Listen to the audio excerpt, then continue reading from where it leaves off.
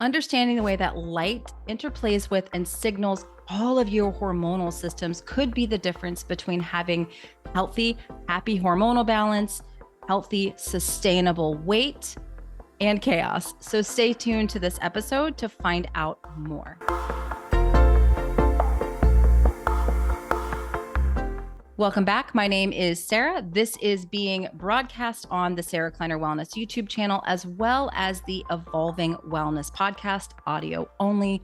This is a chat I did with my dear friend and partner, Carrie Bennett, and we really wanted to talk about how light signals all of these different hormonal systems in the body. Now, the topic of light has really come to the surface, and people are more and more interested in the topic of light as these other ways of looking at our health, these other lenses of looking at our health are becoming less and less successful for more and more people. So Carrie and I are definitely not knocking on dietary methods and supplements, but what we have seen clinically as well as experienced ourselves is people that are doing these dietary methods and taking tons of supplements, and they're just not having success. We're having children go into puberty younger and younger. We're having children with ADHD and all of these nervous, anxiety, depression disorders younger and younger and younger. We're also having a huge fertility crisis. So more and more people unable to get pregnant, men with fertility issues, women with fertility issues. And then when we have people going past reproductive age, menopause symptoms like hot flashes and insomnia and stubborn weight. Well, stubborn weight's happening for everyone, but we really want to dive into this topic deeper. And so we did that on this Instagram live chat, and I wanted to share it here with my audience on YouTube as well as my audio only podcast. So I'm going to go ahead and get into that chat. But before we do, really quickly, a couple of announcements. Carrie and I are teaching a fertility course that is open to practitioners as well as people trying to conceive. That is going to be starting on April the 23rd. There's going to be a link for that down in the show notes. And we are going to hold a Zoom meeting for anyone who is interested in that fertility course on Monday, April the 10th. So there's going to be a link in the show notes as well. If you would like to sign up to and attend that Zoom session, if you sign up, you're going to get the replay if you can't attend live. I know we have an international audience, so make sure you sign up for that if you're interested. And without further ado, let's go ahead and jump into this talk with my friend Carrie Bennett. Have a great day. Hi, everybody. Welcome. I am bringing my dear friend, Carrie Bennett, here on my channel today to talk about hormones and what the heck do these have to do with easy water, with light, because I think so many of us get very narrow-mindedly focused on hormonal balance, and we look at things like seed cycling and nutritional strategies, and we just go down those rabbit holes, and maybe those things help a little bit, but we end up not really getting the results that we're looking for. So as I see Carrie has requested to join, that's not Carrie, wrong person. I'm waiting for my friend Carrie to request to join, and we're going to talk about this whole concept of light and hormones. There she is. So Carrie should be here any moment now. Welcome everybody. Let's see. Here we go. Hi, Sarah. How's it going? Good. Looking lovely in your Viva rays. Thank you. It's kind of nice. I was in Mexico last week, so I got a little hint of all that beautiful heat. And so I feel like I'm completely restored and now ready for spring here in Michigan. Oh, yeah. You guys probably have a little bit to wait there. Well, I mean, chilly, but like honestly, it's 50 or 55 for the next foreseeable future. Sometimes getting up to 60, 65. So I'm thrilled. Like that's easy. Sunbathing, cold plunging. Yeah, I mean, outside, all that stuff, right? That's great. That's barefoot weather. We were dancing in the barefoot. It was like 49. We were barefoot. My kids asked to use the slip and slide the other day. I told them no. I was like, we got to wait till it's above 50 to use the slip and slide. To true mitochondriac right there. You know, they have all the brown fat, so they could probably get Oh away yeah, with it. I know my neighbor, she moved recently, but she texted me a picture. She was like, it was March 20th, and the kids were in the baby pool, like just in the backyard. We have a horse trough and a baby pool, and the kids were just doing it this time last year. And I was just like, yep, that's exactly what it is. Kids, they know, and it was warm enough. So they do. They're so smart. I love it. I love it. Well, I'm so excited to chat again. We're kind of doing more of these talks about hormones and light, right? Hormones, mitochondria, all that stuff. Because as I was saying before I brought you on, I think a lot of people know that their hormones are messed up, know that maybe, you know, if they're of reproductive age, that their fertility is not optimized. And they may know this because they've been trying to get pregnant and they can't, or they've had unsuccessful pregnancies, or maybe they are suffering with something like PCOS or painful periods, things like that. And then for men, like the infertility issue is huge. And then for our menopausal ladies, even that are suffering with these horrible menopause symptoms with hot flashes. And so I think this conversation can kind of cover all those people, and then kids getting puberty at, you know, 9-10 years old too. So much there in that correlation with absolutely. light. You know, light is never really thought of as being biologically impactful, except for the fact that we can make vitamin D through our skin, right? I think that's the only way that we really recognize it. And we now know that light is a signal that my body uses, and I can give it the correct signals in order to optimize things, or I could give it faulty signals and it can really cause imbalances. And so we have to start viewing light in the same way that I think it's very well accepted now. There's food that has nutrients, nutrient-rich food, and there's junk food. There is good quality, nutrient-rich light, and there's junk light. And the way that we're giving our bodies the junk light these days excessively has the ability to really, really impair our hormone balance, especially and including optimizing all of the steroid hormones that we really need to have optimized for things like fertility, or like you said, for things like allowing puberty to happen at a later time, as opposed to what we're seeing these days, which is like, you know, it's 8 years old even is what we're seeing. Yeah, I just had somebody in my direct messages the last couple of days, and she said, you know, my daughter just got her cycle and she's 10, and all of her friends are now getting their cycles and they're 10 years old. Do you think it is the food? And I'm like, well, I think the food's not optimal, but food is just another real like form of light. And what is something that the kids all have these days now that we didn't have? Cell phones. You know, you and I, we grew up in the era where we had like the big old, you know, flip phones, I had a pager. You know, when I wanted to sneak out of my house, I'd like jump out of the window. Like we were old school, right? We didn't have cell phones. And so these kids are exposed to these unnatural amounts of blue light. And you know, how would that impact hormones for kids? And then maybe we can bring it on to fertility and these other populations. Sure. Number one, the blue light and what happens with blue light, like blue light gets a bit of a bad rep because when it comes from the sun, we absolutely need it, right? We absolutely need it from the sun. And it signals everything. It signals daylight, basically, right? It signals, it's daylight. Carrie needs energy to find a shelter, find food, you know, all those survival strategies that my body is looking to do during daylight. When we're using it, though, we're using it excessively, number one, and it has actually, for the excessive use, I think really has a dopamine effect that we can always talk about, which is why I think we're seeing at younger and younger ages as well, debilitating anxiety and depression. Debilitating. And so that's potentially another live we can do, Sarah, that in and of itself. But that being said, what people aren't realizing is that the use of these technologies, especially in the evening, after essentially 3 o'clock in the afternoon, we would really recognize that the amount of blue light in my environment is waning.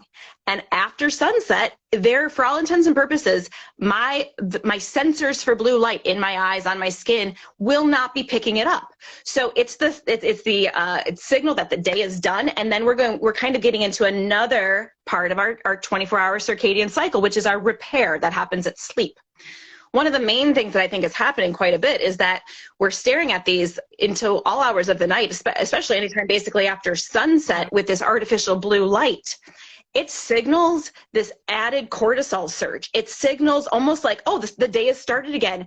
And we don't realize our mitochondria hear that signal. They see that signal first thing in the morning, and our mitochondria make pregnenolone, the master steroid hormone that can become cortisol. It can become estrogen, testosterone, progesterone, all of the steroid hormones. But basically, you're getting this dose of steroid hormone production at a time of the day when that actually should be waning, and you should be elevating melatonin and getting into repair mode, which is why we also see, in conjunction to what you mentioned in terms of puberty and menopause and fertility, we see a massive increase between artificial light at night and hormone-driven cancers as well. So breast cancer, uterine cancer, ovarian cancer, prostate cancer. And it's because of that artificial light signal surge that's not natural, that's really starting to dysregulate all of the hormones in the evening. Right. And you're not able to make melatonin, which opposes cortisol, which is driven by that blue light. And so if we're not making melatonin, we're not undergoing repair, right? Mitochondria are getting weaker and weaker. And again, this is going to disrupt our hormonal processes. And it's really become this huge epidemic with kids getting puberty super early. Like you mentioned, the anxiety and depression in younger and younger people is astronomical because, again, it messes with the dopamine system. It also messes with serotonin as well.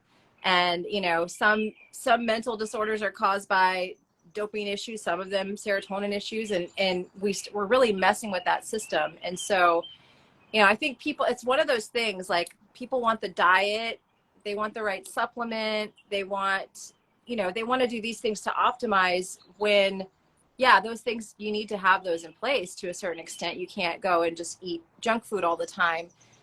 But I have, and I know you have as well, which brought me to this place, worked with so many people who do all the diet stuff, they do all the supplement stuff, and, it's females can't get their hormones balanced, they have PCOS, women are having issues getting pregnant, they're having menopause earlier and earlier, and they do have the menopause, it's horrendous, and so for me, it was like one of those things that I had already tried everything under the sun, wasn't able to get and stay pregnant, and finally met Dr. Cruz, and he's like, you got to work on your light environment. And I'd heard it before, but I think it just had to be the right time for me to accept that information of all right, I literally have tried everything to balance my hormones. I've done this perfect diet, to the T, to optimize, and it's literally not working. And the light was, I think, foundational for me to actually improve my fertility and have a healthy pregnancy in my 40s, give birth at age 43. And so I think more and more people are open to this information. I think now, they are, because like you said, they're doing everything right. I was too. That's what brought me to this information in the first place. I even got a master's degree in clinical nutrition because I thought nutrition would help me massively, and it helped me a little bit, right?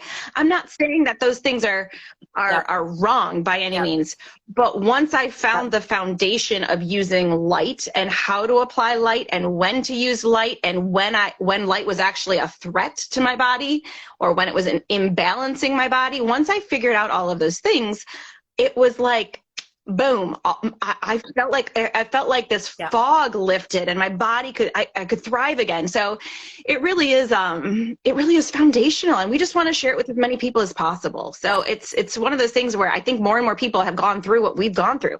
We went through maybe the traditional medical model, the functional medical model, the nutrition, the supplements, the genetic testing, the SNPs, all that stuff. And then you finally are like, wait a second, my light environment, and it makes a difference.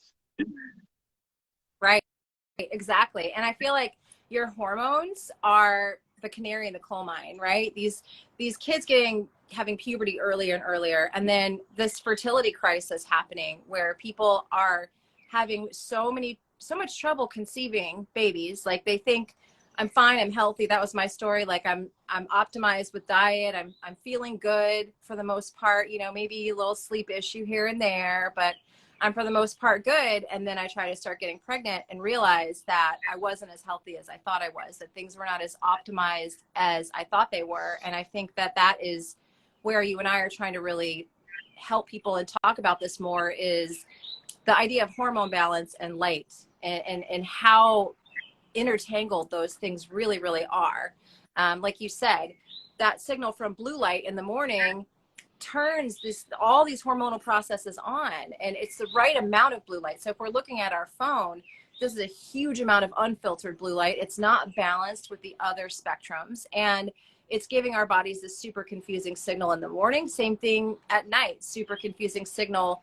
And again, that blue light at night linked with so many hormonal cancers, as well as like Alzheimer's and mental disorders, depression, anxiety, which, I mean, everyone has like a self-diagnosed case of ADHD now that online. It's just become a big, big problem. And I see it. I see people really suffering. So yeah. I love the fact that we can bring light into this conversation. The way it really clicked with me, because I was, I'm a nerd, right? Self-proclaimed nerd. Everyone knows that. And I could really geek out in the minutia. So when I was an undergrad and grad school, I loved studying the biochemical pathway. So it's like, okay, let me study all the chemicals and how they're made, from the hypothalamus to the pituitary, to the adrenals, to the ovaries. Like I would study these axes and the chemicals. So it's like, okay, I know that this chemical becomes this, it needs these nutrients, blah, blah, blah. And I never asked the question, but what kicks off the cascade? Like what signals the cascade? And when you realize the deep connection between the fact that legitimately there's a pathway from my eyes to my brain, to the hypothalamus in my brain that connects, that's the start of all these pathways, that hypothalamic pituitary axes, that there's a connection between what light I allow into my eyes and that part of my brain. It was like, oh, duh, I have to give it the right signals. Yep. And once I do, then all of this stuff gets triggered and optimized in the correct circadian fashion, like it's supposed to, day in and day out. Right. And so Carrie and I, if you're watching, we are doing a fertility course. It's actually our third time running the course. It's open to practitioners because we're really trying to get more and more practitioners on board with this information so they can help people. Just because of what I went through in my fertility journey, I consulted with and spent over $100,000 between allopathic and functional medicine, genetic testing, blood testing, Dutch testing, hormone, you name it, I did it, and got no results. And so the course that Carrie and I are teaching, and there's a link in her bio and my bio as well, we're trying to bring in practitioners, but also people who are struggling to conceive, that maybe they've been down the rabbit hole with all of these things, or maybe they're thinking about putting in a big investment, going and getting some testing and, maybe even going down the allopathic model of getting some reproductive help, which we're not against those things. We're just like, this is a lot more affordable. And we've had women in our course already. We've run 2 of them already. We've had people conceive, have healthy pregnancies. I had one at age 42, 43 when I gave birth. And I think we just need to spread this information to more and more people out there. Because you can do the supplements, you can do the diet, but if this piece is not in place, you're going to be kind of spinning out. Yeah, absolutely. I think, right? Absolutely. So this is, again, Sarah, like we do love working with people trying to conceive, but the reason why we are also really encouraging practitioners is because this is going to take what you already do to support your clients and your patients in their fertility journeys to the next level. This is the foundation upon which IVF is more successful. This is the foundation upon which all of the other more natural practices that you use in clinical practice become more successful. So we're just trying to get this message out there that that the light and all the things that we talk about, mitochondrial health, exclusion zone water, non-native EMFs, all of these things, if you can teach these as the foundation in your clinical practice, it's going to legitimately allow you to have that much more success with your patient population. So it's an exciting thing to be able to do, because we just want to get this message out there as much as possible. Yeah, and I mean, I think that people think that things like IVF are a sure thing, you know, like, oh, I can't get pregnant naturally, have had all these difficulties, you know, multiple miscarriages, which is where I was at, right? 2 miscarriages, couldn't get pregnant naturally. And I was kind of told by endocrinologists, like, look, this is it, you know, this is the only way you're going to get pregnant at your age with your hormones and blah, blah, blah. But, you know, we're pretty sure it will work. And then $50,000 and a lot of medical trauma that you go through when you go through something like IVF later, and it didn't work, you know. And then I was told, you're going to need donor eggs. Your eggs are not even going to be healthy enough to have a pregnancy. And then I met Dr. Cruz, I met you, I met Dr. Gasvini, and it was like I had energy again. I felt hope again for the first time, because it was like, oh my gosh, look at understanding these pathways, as you said, how light is the signal that begins to turn on these hormonal cascades.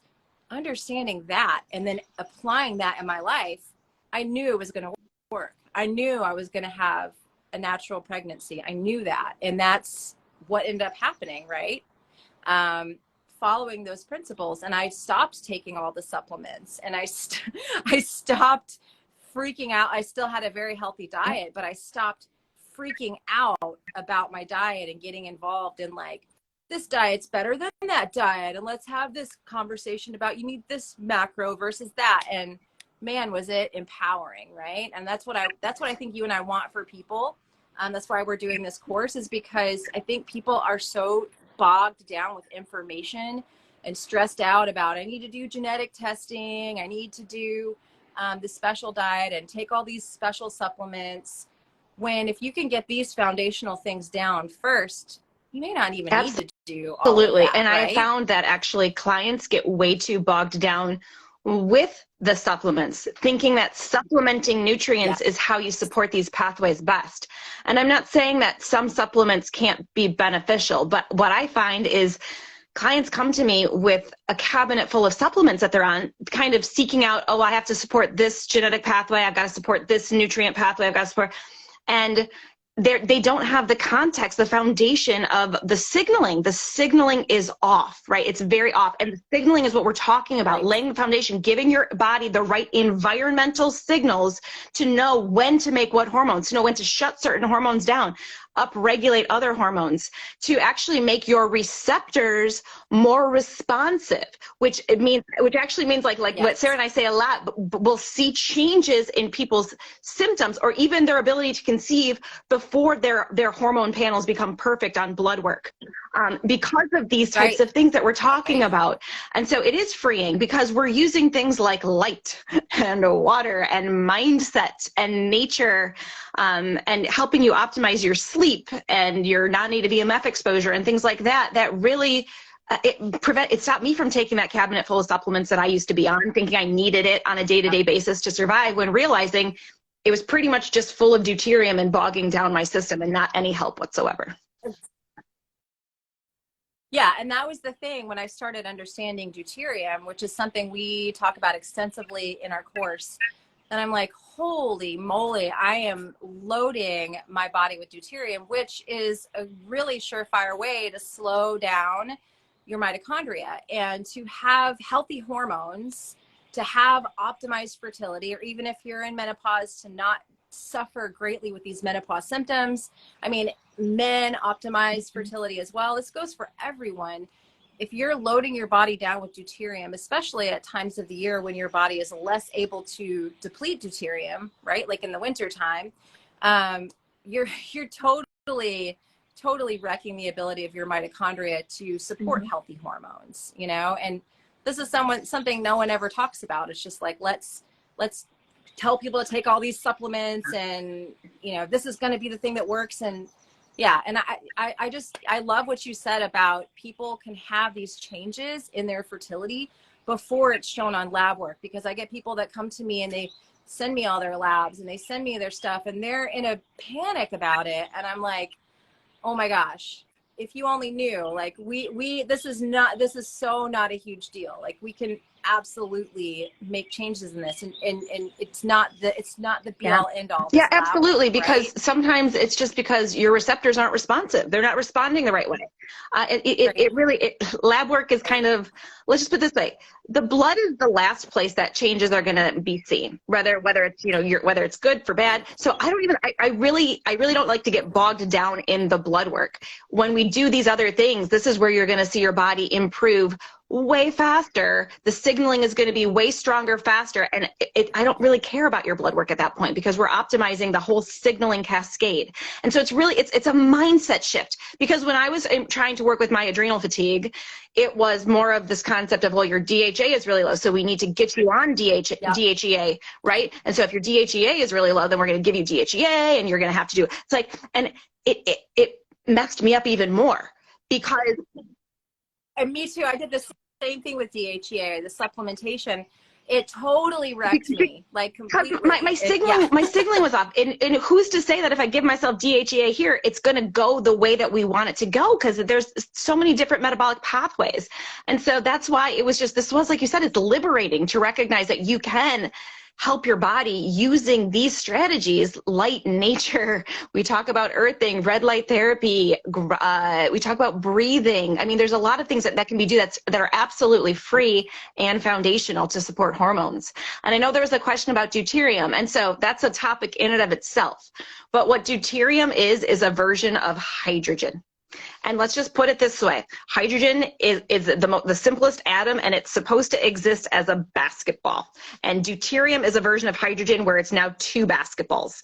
So you've doubled the size of hydrogen, although it still acts like hydrogen, or tries to act like hydrogen in your body. And one of the areas where that bogs things down is in step 5 of the mitochondrial electron transport chain, where ATP is made. ATP is made with this motor that spins, and it's meant to spin 1 basketball hydrogens through it to keep its speed and make ATP. You try to jam 2 basketballs into that thing, all of a sudden you break those motors and you create mitochondrial dysfunction, low ATP, low intracellular water. So deuterium is really big when it comes to supporting mitochondrial health. Yeah, and we do cover that extensively in the course. And here's the other thing about the course. If you just listen to that and you're like, what in the what did she just say? This is kind of how Carrie and I roll. Carrie can like back up everything with the science, and I try to break it down and make it so that you can understand it. Because when I started listening to a lot of these concepts, I'm like, okay, that sounded like so awesome, but I really don't know that I understood a lot of it, other than deuterium, not good for my mitochondria. Boom, end of story, right? And I did a post this morning and I said, it's called the electron transport chain, not the calorie transport chain. So everything we do, we need to be enhancing electron transport chain mitochondria, right? For that electron tunneling to happen. Because if we're not doing that, if we're not looking at things through the lens of optimizing mitochondria, then we're going to fall short. Absolutely. 100% we are, because just for the body in general, whether we're trying to get pregnant, sustain a pregnancy, whether we're overcoming some sort of a chronic health illness, chronic health journey, if we don't have adequate energy levels in our tissues, we are not going to be able to overcome or sustain a pregnancy. If we don't have enough energy, basically, it's not going to work. And it's the mitochondria that make energy for us in 2 different forms. They make ATP, they make water. And those 2 things work synergistically to really run all of the programs and the show with all the proteins inside of our cells. So we really have to recognize that my mitochondria are responsible for making these things for me so that I can have all the energy my tissues need to thrive. Then I should be aware of what heal my mitochondria and what destroy my mitochondria. Exactly. And someone said, what's up with supplements and deuterium? I mean, supplements contain, most of them, high amounts of deuterium, right? Which is what we really don't want to be adding extra deuterium to the body. Now, you and I are not like 100% against all supplements. There are some that, you know, that we think can be helpful for supporting that electron transport chain, like maybe like C60 or methylene blue. And we're not against people if they're taking something that's really, really helping them. We're not going to say, get off all your supplements and throw them all away. We might say, all right, maybe let's step back on some of these. If you're taking like like I was taking when I was trying to get pregnant, like literally 3 handfuls of pills a day. It was like I have my meal and then I have my pills, right? And it was not serving me. It was not serving me at all. And when I got off of pretty much everything, right? Which again, you and I are not going to tell people you have to get off everything, and we're not going to do that.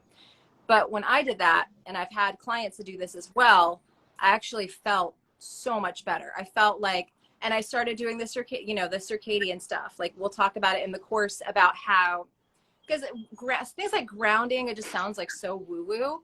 But that's why Carrie is my partner here, because she can actually explain how grounding pulls electrons into your body and how this allows your mitochondria to be enhanced, right? So there's a scientific reason behind all these things that people want to kind of write off and say that's woo-woo and that's stupid.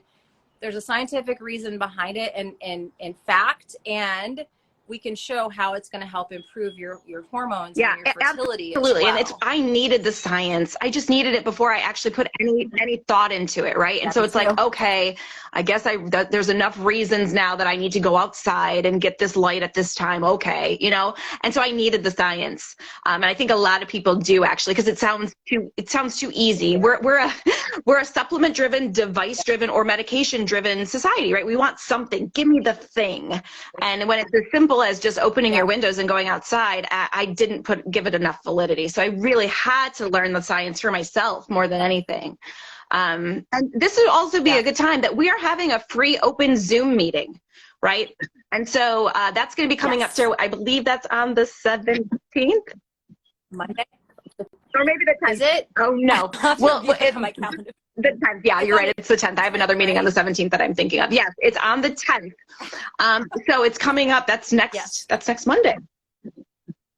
And so that's going to be, so there'll be links in our bio to that, or you can DM us and we can get you access to that. But that's a Zoom meeting. If you want to hop on, if you specifically have questions to know if you're a practitioner, if this program's a good fit for you, if you are if you're trying to conceive and you want to know if this program is a good fit for you, we're going to lay that out for you. You can ask your questions, because we want to make sure that you, that this is a good fit. Because Sarah and I don't give protocols like, you know, here's your diet plan to follow, you know, or here's based on your report, here's the supplements you take. We don't do those sorts of things. So we want to make sure that this is a good fit, and it might not be a good fit for everyone. So feel free to hop on that Zoom call and ask your questions.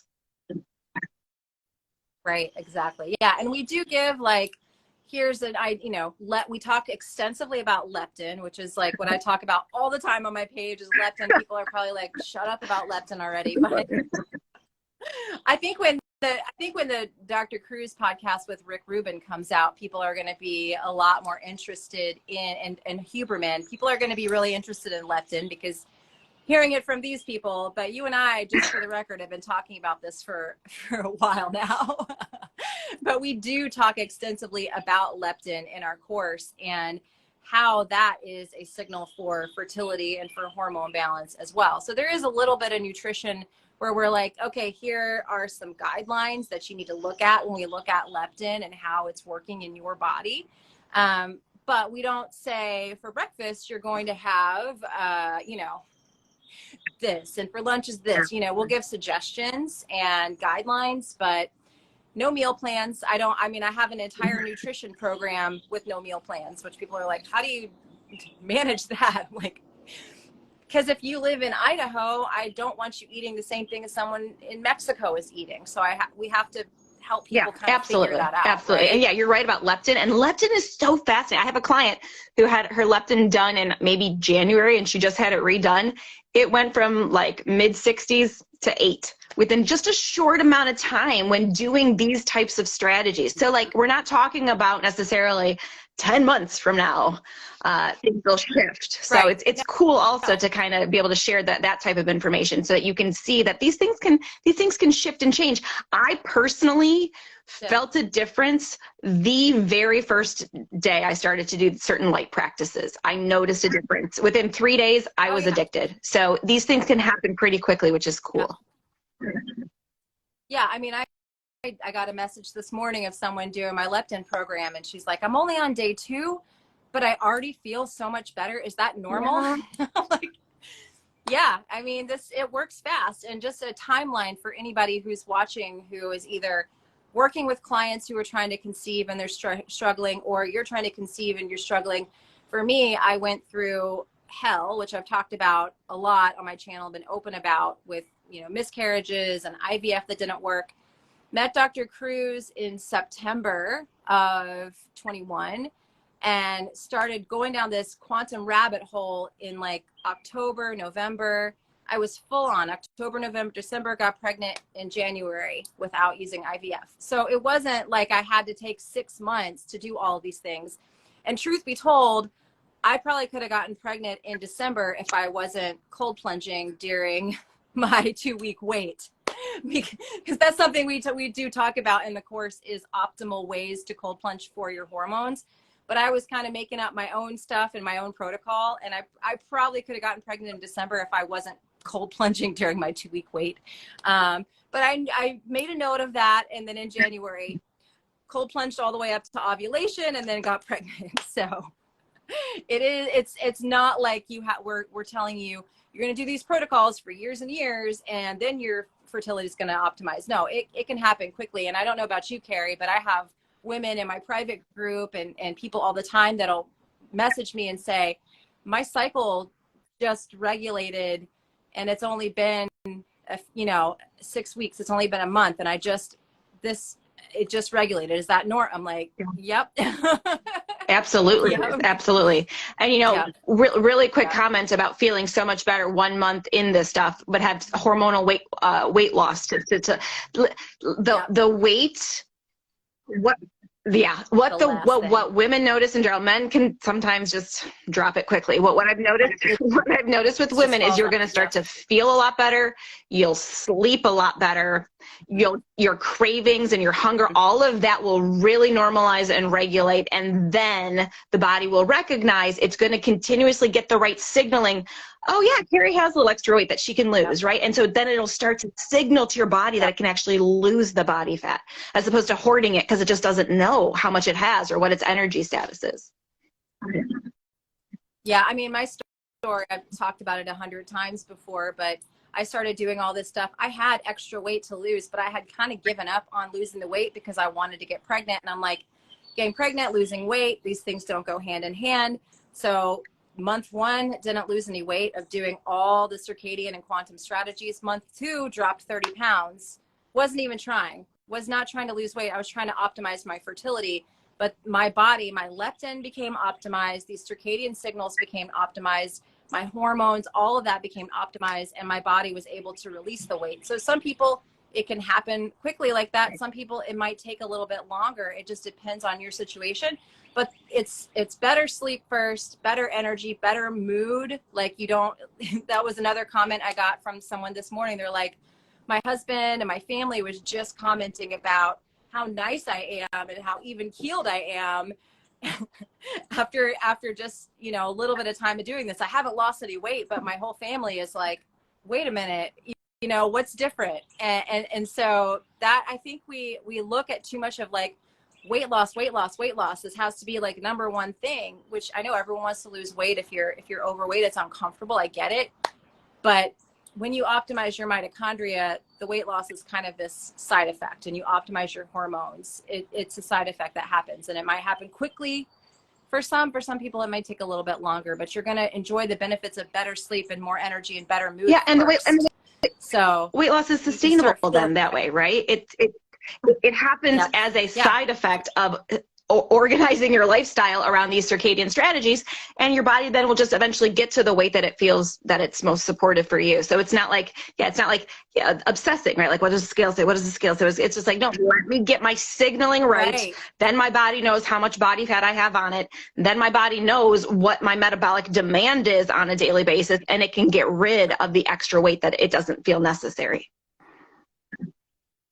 Right. And it's just what people don't understand about leptin and these hormones, these master hormones, they signal insulin, they signal all your hormones, they signal your thyroid. And so thyroid is just, and we've done talks on this before, thyroid is this huge epidemic, thyroid issues. But if you're not optimizing your leptin, you're going to continue to struggle with your thyroid, because thyroid is being signaled by leptin of, this is how much energy I have stored in my body. So I need to down-regulate, I need to over-regulate. And if your leptin is not where it needs to be, if that hormone is not optimized, you're going to continue to struggle with thyroid issues. No matter how much medication you take or thyroid supplements, it's not going to fix the root cause of why you're having those issues. And to think that also, we know that thyroid controls creation of new mitochondria in tissues to make tissues more energetically active. Well, like you said, it's not necessarily just the thyroid mitochondria connection. You got to look upstream, and that is, again, the leptin. So we truly do try to find really where we feel like the signaling cascades start, and all then the downstream benefits that happen as you optimize signaling from the top. Exactly. And I mean, you can say the same thing about immune system as well, because there's an extensive scientific research that shows leptin and the connection with the immune system. So a lot of people have these kind of overactive immune systems and immune system issues, right? Autoimmune diseases are really rampant. And it's like, again, let's go back to these master hormones like leptin. And I've had people that have Hashimoto's diagnoses with, antibodies over 1,000, do just my simple protocols on leptin and have their antibodies go under 100 relatively quickly. It's just, we want to take different supplements and do different diets for everything. Again, we're not knocking on that and saying don't do those things, but this work, I think, should be really foundational when it comes to because then you truly know where you need the hormone support. Like, speaking from my experience, I tried, and this is an adrenal experience, I tried every adaptogen and supplement on the planet, right? And it wasn't until I did this light that I got rid of pretty much all of those, but I wanted to optimize libido just a little bit more. And so I was able to key in on that, right? And then I found what was right for me there. And it's like, oh, okay, great. As opposed to trying to throw the kitchen sink at it, I was able to really pinpoint and be strategic about my supplementation because, again, we laid the foundation of light and circadian rhythm. Exactly. So if you're just joining, we will save this talk and I'll also put it on podcast and YouTube as well. But Carrie and I are teaching a fertility course. It's starting in a couple of weeks. So there's a link in both of our bios for that. And we are having a Zoom chat for people that are interested in the course. If they want to jump on and ask us questions, that'll be next week on Monday. And we'll get links out for that also. But anything else you want to add to the conversation, want this Carrie? message to get spread far and wide, right? Because infertility is huge. Hormone imbalances are huge. And we have to lay the foundation of understanding light, mitochondria, circadian biology. Absolutely. Yeah, well, thank you everybody for watching, and thank you, Carrie, for being here today. I'm so excited for our next round. And feel free to reach out to Carrie and I if you have any questions. And we'll absolutely. Please reach out. Bye. All right. Bye.